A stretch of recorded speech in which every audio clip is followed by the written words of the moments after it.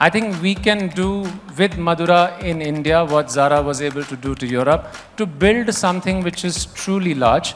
But having said that, do this in a way that leads the way for a sustainable planet. Do this with a way of working which truly creates sustainable garments, and hence a leader who shows the way in terms of how we actually live in a new world which is a sustainable world. We think of sustainability, we think of our job from three lenses. One is climate, second is consumption, and the third is community, right? So I'll come to your point in a second, but I think it's not just about thinking of sustainability from a lens of being waterless, right? It's not about being circular economy, like you said. I think it's about this whole sustainability piece is kind of needs to get addressed holistically. So from a climate point of view, for instance, right? I mean, we participate and have those conversations. We sort of, invest ourselves behind it. Second thing is about the community. So when you look at the supply chain, worker well-being, ensuring they have health insurance, ensuring that overall from their working hours, etc. perspective, the supply chain is kind of sustainable, the ecosystem is in a sustainable state. And the third piece obviously comes back to this whole piece around consumption, how much water, right? How are we kind of consuming our natural resources, etc. So it starts with us. To be honest, I think circular economy is one answer. And I think it's a great one to start with. I mean, especially in denims, right? I mean, our campaign around buy better, wear longer, I think it's a beautiful campaign. Sustainability needs to be broken into, I think, 8 or 10 steps. I'll tell you, you can go through our overall global guide, we've declared something called Fashion Forward.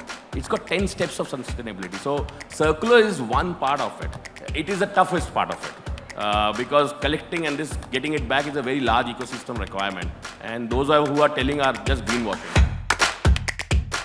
Our electricity, our consumption of energy, just because our factory, for example, is all solar, and we generate more solar and hand it over to the state of Pondicherry, isn't good enough, because the amount of electricity we consume in the malls is massive, for example.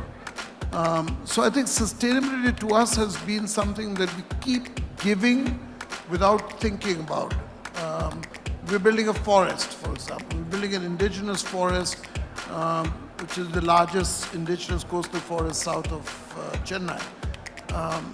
So I think it has to become part of your DNA, part of your genes. Everything you think about has to be something to do with it, and just don't expect the customer to give you more money for it. Yes, you can expect them to love you more for it. So it's very, very important that we bring innovation in this industry, which will not only make business sustainable and also make the planet sustainable. So earlier, all that natural resources, be it water, material, even productivity, efficiency, was going into waste. So how you keep your resource efficiency, whether it is your own operation or brand or retail, you have to eliminate wherever possible all that wastage which is being generated in system.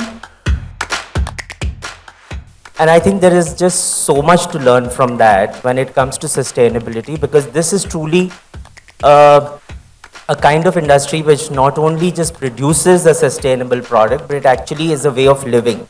It's actually a sustainable process. Starting from the very fact that the way handloom clusters work is that they use indigenous materials. They don't import something from somewhere. So a craft is something which comes out of what is available in that region. Whether it is the material, whether it is the skill set, and then that is what is actually amplified and used in the craft sector.